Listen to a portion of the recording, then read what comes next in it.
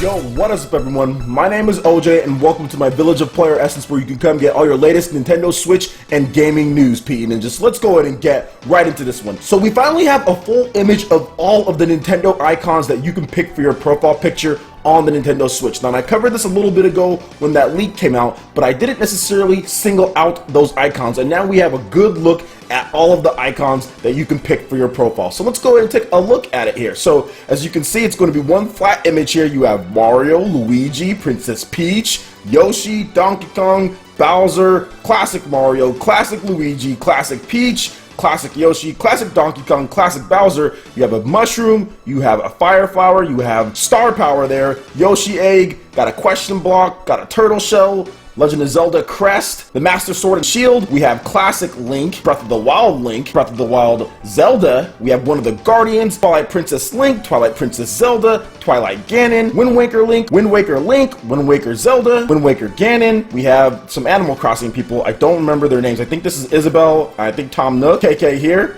I think we have some Little Nooks. I think those are his kids. I'm not sure. I don't play Animal Crossing. And then some more Animal Crossing characters. All the way, a lot of Animal Crossing characters. Then we have the Squids. Squid Girl, Squid Boy, for outfit squids. We have Callie and Marie, Ink Splash Squid. Then we actually have Squid Forms. We have some Pikmin here, red, yellow, and blue. Star Fox Zero Star Fox. We have our R-Wing. We have the logo for Star Fox. We have Samus from, it looks like Metroid Other M Samus. Then we also have Metroid Other M Zero Suit Samus, and we have the Metroid logo here. So quite a number of icons here. I just wanted to go through each one for some of you guys who are necessarily not watching the video and just listening. So yeah, this is actually pretty cool. This is something that I kind of wanted Nintendo to do for a while now at this point, and I talked about this before in one of my other videos, but I would really like to see there be more icons that you can pick that you can actually unlock through like an achievement system. So like, let's say you're playing a game and you do something, you could actually unlock another icon for you to use of the main character or side characters in that game. I think that would be awesome and give us a good incentive to continue playing. I mean, either way, I'm going to be playing Nintendo Switch games, but I just think it's something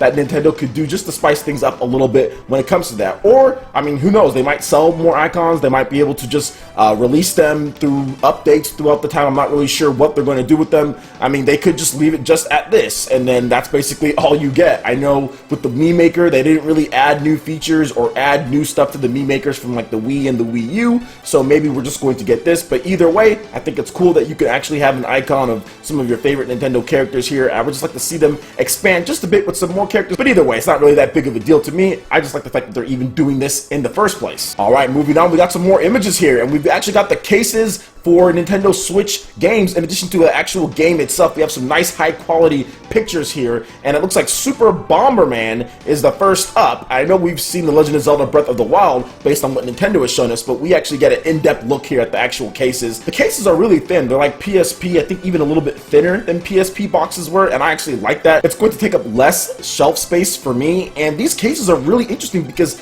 the actual game is not in the center. At least for Super Bomberman, it's not in the center. It's actually at the very bottom, and I don't think we're going to be getting any type of booklets. These are probably all going to be digital booklets, so we're not going to get anything in there, but I do think that it's pretty cool that these cases are this thin and the cartridges are back. There's just something to me that just says, like, I feel relieved that Nintendo went this route. Now look, nothing against the other systems, that's cool. They want to do, you know, whatever type of media, that's fine, but to me, I've always loved the cartridge era. I've always thought the cartridges were really cool. I even think PS Vita cartridges are really cool, and the fact that they're bringing them back but with modern technology is just refreshing. It's something new, it's something different. I guess not something completely new, but it's something that we're going back to. And if you look at the 3DS and the PS Vita, those had great load times on their games for the most part, very fast to boot up. So I'm actually really excited to go back to this, to have a fully powered home system with a cartridge. We haven't had that in such a long time. Heck, what was the last one?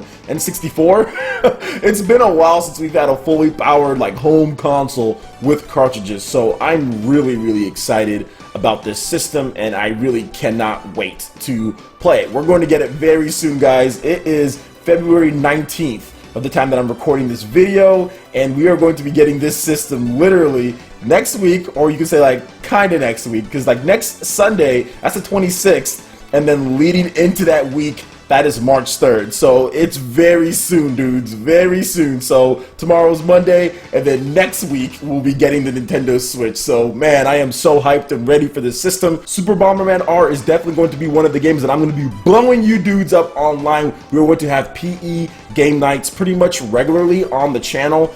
Some of you guys have been asking me, where are the tips and tricks and where are the other stuff? Well, Nintendo hasn't been releasing any games, so I can't do reviews, tips, or tricks without any games to play. Back when Pokken Tournament was out and back when Tokyo Mirage Sessions, I was doing reviews, I was doing some tips and tricks on those games and stuff. So once we get some games, then I can do tips and tricks and I can do other things. I think I did one on Xenoblade Chronicles X as well. So once we get the games, then we can do more content, we can do more PE game nights, and we can definitely have more fun with actually playing. But until then, we got to talk about things. But yes, really looking forward to this. Let me know what you guys think about these game cases and the game carts in the comment section below. Alright guys, and we're moving on to the last story here, and this is a big one, and hopefully I'm not overthinking things, but I do want to talk about this. And 8-4, pretty much the team that has handled Xenoblade Chronicles X localization, is not doing Xenoblade Chronicles 2, okay? They are not doing that one. So this comes from an exchange on Twitter, and John, I think it's Riccardi, he works at 8-4, and a Twitter user asks him, I hope you guys are going to be on X2, smiley face, and he replies with, sorry man, we busy on other stuff, ... So looks like 8-4 is not handling this, and I wonder the reasons why they're not. And I don't think this was something that they chose. Obviously, it's a good chunk of money to do a localization. It's a long-term contracted position. There's plenty of work to do, and Nintendo definitely pays for that. And they say that they're busy, so what are they actually working on? I think this was a decision by Nintendo, and I'll give you guys a couple of reasons, and this is why I think that hopefully I am not overthinking this. But the problem I think with Xenoblade Chronicles X is that maybe 8-4 can't work fast enough. Maybe they aren't big enough to get the localization done in a timely fashion. We saw what happened with Xenoblade Chronicles X on the Nintendo Wii U, where it came out in April, and then it took them all the way April, May, June, July, August, September, October, November, December. I mean, 8 months. Maybe they finished it before then and Nintendo just waited to release the game. But at the same time, I think that there was something that happened within that time period where Nintendo probably said, we're not going to be using them. Because having your name behind the Xenoblade franchise is very big, because that is a very text-centric, very Japanese heavy influence game, and you want to have that on your resume if you're a localization firm. And to have the Nintendo Switch on there as well and localization, that would look very good for a game launching in year 1. So the fact that they're not doing it, I don't think it's on their part. And like I said, hopefully I'm not overthinking things here, but I think Nintendo wanted a bigger team. I think Nintendo wanted a team that can do things a little bit faster, because this game is supposed to launch worldwide 2017.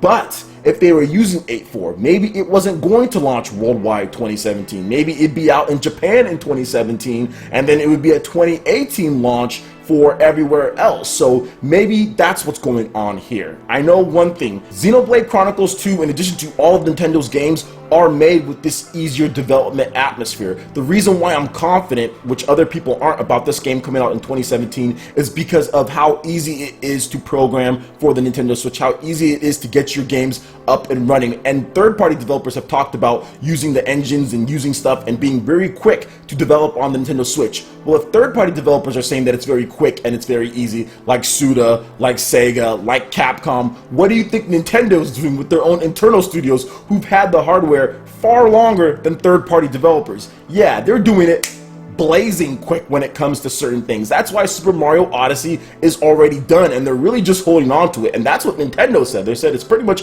wrapped up, and they're just holding on, maybe polishing a bit more, any last second things that they do want to add. But yeah, it's already pretty much done. The Legend of Zelda Breath of the Wild done. So they're getting these games out very quickly on the Nintendo Switch. We got Mario Kart, we got Splatoon, so the development atmosphere is very different. So that's why I'm confident that this game is going to come out 2017. You pair on top of that, look at what happened with Xenoblade Chronicles X. That was a horrible thing that they did. They showed it off in 2013 and it wasn't anywhere near ready, and it just took year after year after year to come out, partly due to the Nintendo Wii U's hardware and just kind of what was going on with that system, how to program and develop for it. So those were probably some of the reasons as well, but there's no way that they're going to repeat that same mistake with this and showing it off this early like they did, showing it off back in January, then saying, okay, it's going to take another 2 years or whatever to come out. If it wasn't ready, then definitely they wouldn't have shown it. And I think all the games that they did show were strategically put in those certain places, were strategically announced at the times in order to have a certain amount of buzz or to indicate when those games are going to be ready. Heck, you even look at the Splatoon test fire. I think that game's going to be early June. I think it's going to be a June title right around E3 or so, because they're having the global test fire at the end of March. So usually you do that near the time that the game is going to come out. So if it was going to be an end of summer game, I don't think they'd be doing this test fire this early. Now they can have another test fire, but I do think that it's something, one, to keep people engaged, obviously to get more people to hop on the Nintendo Switch too. I think that's also going to be a tool to push people to buy the system, but at the same time, it seems to me like it's going to be an earlier title as well because they're doing that test fire this early. So to me, I do feel that this is the reason why 8.4 isn't on it. It's just because they wanted someone who's a little bit quicker, maybe a little bit bigger to get the job done in 2017 for a worldwide launch. You're seeing a lot of Nintendo Switch games are worldwide at this point when it comes to first party. So hopefully that's the case. Hopefully we get it 2017. I'm pretty confident that we will, although I know that there's going to be some people with doubts based on Xenoblade Chronicles X. But let me know what you guys think in the comment section below. I would love to hear you guys' thoughts. Alright guys, that wraps it up for this video here. Go ahead and hit that like button if you did like it. Lets me know you guys want more content like this going forward in the future. And subscribe to PlayerEssence for more news, reviews, discussions, and more. Thank you so much for watching, and we'll see you guys for the next video. Peace.